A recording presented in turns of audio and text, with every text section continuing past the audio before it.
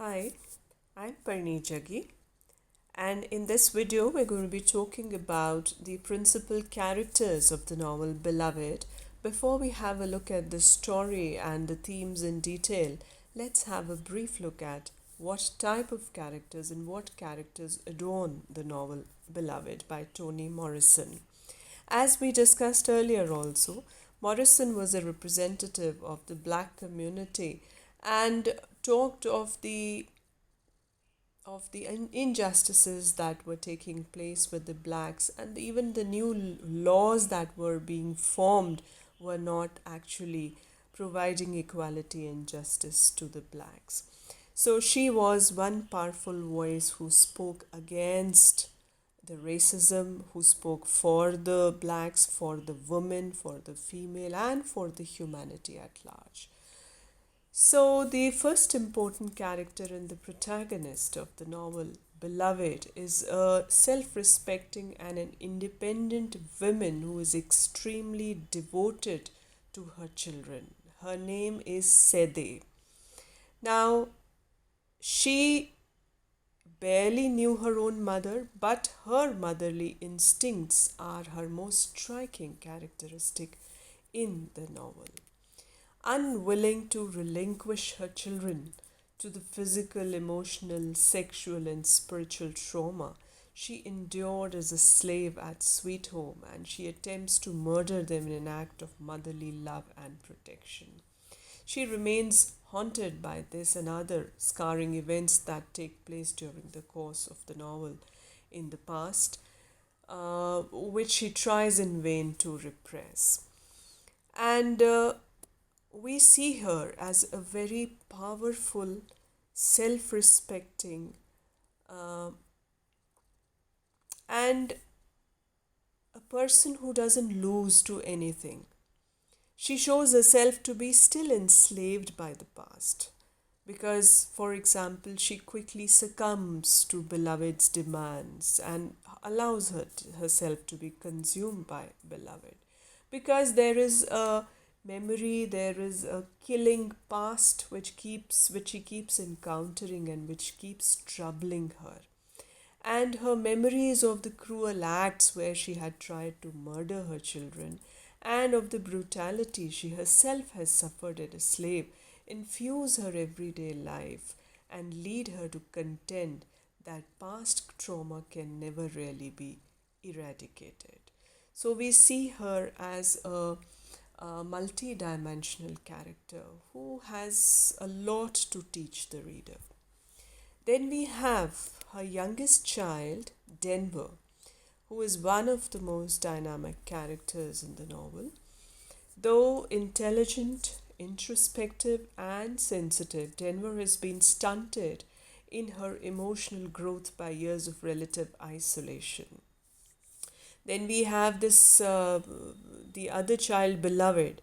Beloved's increasing malevolence, however, forces Denver to overcome her fear of the world beyond 124 and seek help from the community. Her foray into the town and her attempts to find a permanent work and possibly attend college mark the beginning of her fight for independence and self possession. Then we have this important character who is also mysterious, Beloved, after which the title of the novel has also been placed. Beloved's identity is mysterious throughout. The novel provides evidence that she could be an ordinary woman traumatized by years of captivity, the ghost of Seed's mother, or most convincingly, the embodied spirit of Seed's murdered daughter. But on an allegorical level, we see that Beloved represents the inescapable, the horrible past of slavery returned to haunt the present. Her presence, which grows increasingly malevolent and parasitic as the novel progresses, ultimately serves as a catalyst for Seed's, Paul D's, and Denver's respective processes of emotional growth. And we also notice that Beloved's elusive, complex identity is actually central to our understanding of the novel. She may be an ordinary woman who was locked up by a white man and never let out of doors. Her limited linguistic ability, neediness, baby soft skin, and even emotional instability could all be explained by a lifetime spent in captivity. But these traits could also support the theory that is held by most of the characters in the novel, as well as most of the readers, that Beloved is the embodied spirit of Seed's dead daughter. Beloved is the age the baby would have been had it lived, and she bears the name printed on the baby's tombstone. So she first appears to Seed soaking wet as though newly born, and Seed has the sensation of her water breaking when she sees her. Moreover, Beloved knows about a pair of earrings that Seed possessed long ago, and she hums a song Seed made up for her children. She also has a long scar under her chin where her death wound would have been dealt, and her breath smells like milk. Then there is another interpretation which views Beloved as a representation of Seed's dead mother.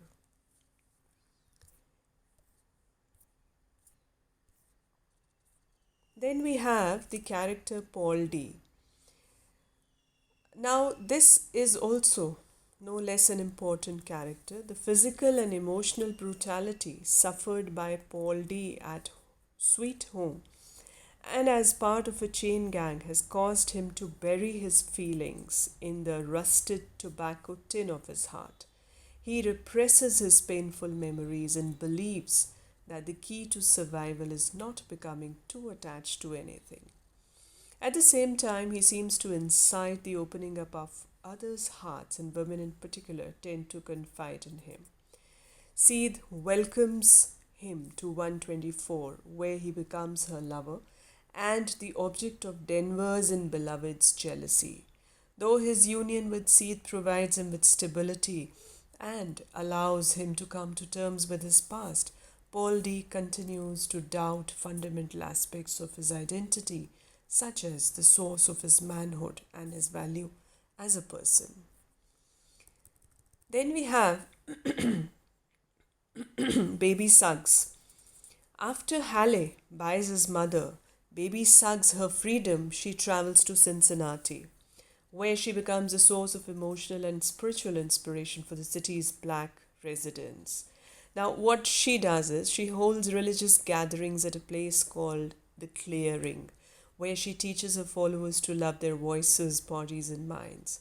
However, after Seed's act of infanticide, baby Suggs stops preaching and retreats to a sick bed to die.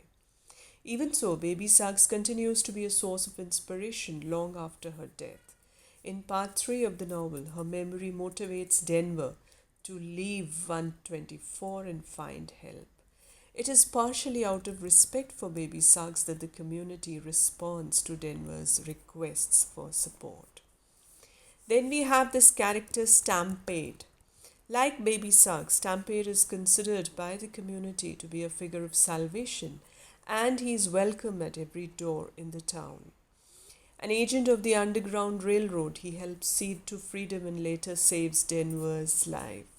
A grave sacrifice he made during his enslavement has caused him to consider his emotional and moral debts to be paid off for the rest of his life, which is why he decided to rename himself Stampede.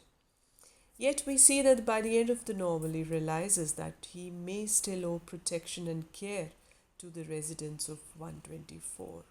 And angered by the community's neglect of Seed, Denver, and Paul D., Stamp begins to question the nature of a community's obligations to its member. Then we have a school teacher. Following Mr. Garner's death, school teacher takes charge of Sweet Home. Cold, sadistic, vehemently racist school teacher replaces what he views as Garner's too soft approach with an oppressive regime of rigid rules and punishment on the plantation. His own habits are actually extremely ascetic. He eats very little, sleeps less, works hard. His most insidious form of oppression is his scientific scrutiny of his slaves, which involves asking questions, taking physical measurements, and teaching lessons to his white pupils on the slaves' animals' characteristics.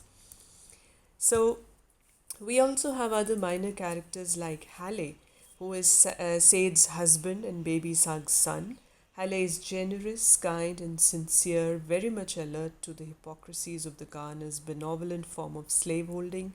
He eventually goes mad, presumably after witnessing school teachers' nephew's violation of Said. We have Lady Jones, who is a light skinned black woman who loads her blonde hair, is convinced that everyone despises her, hates her for being a woman of mixed race. Despite her feeling of alienation, she maintains a strong sense of community obligation and teaches the underprivileged children of Cincinnati in her home. Then we have Ella. Ella worked with Stampede on the Underground Railroad. Traumatized by the sexual brutality of a white father and son who once held her captive, she believes, like Said, that the past is best left buried. When it surfaces in the form of Beloved, Ella organizes the women of the community to exorcise Beloved from 124. Then we have this couple, Mr. and Mrs. Garner, who are comparatively benevolent owners of Sweet Home, and the Garner's paternalism is simply watered down version of a school teacher's vicious racism, so no different. Then we have this couple, these are siblings, Mr. and Miss Bodwin, brothers and sister. They are white abolitionists who have played an active role in winning Said's freedom. Mr. Bodwin longs a little too eagerly for the heady days of abolitionism, and Miss Bodwin demonstrates a desire to experiment on Denver by sending her to Oberlin College. Then we have Amy Denver. She's a nurturing and compassionate girl who works as an indentured servant. She's young, flighty, talkative, and idealist. She helps Said when she is ill during her escape from Sweet Home, and when she sees Said's wounds from being whipped, Amy says that they resemble a tree. She later delivers baby Denver, whom Said names after her. Then we have Paul A, Paul F, and Sixo. These are brothers of Paul D. They were slaves at Sweet Home with him, Halle, Said, and our earlier baby Suggs also. Sixo is another fellow slave. Sixo and Paul A died during the escape from plantation. So this was a brief overview of the characters that we find in this novel, Beloved. So we'll come back with the story of the novel in the next video. Thank you for now.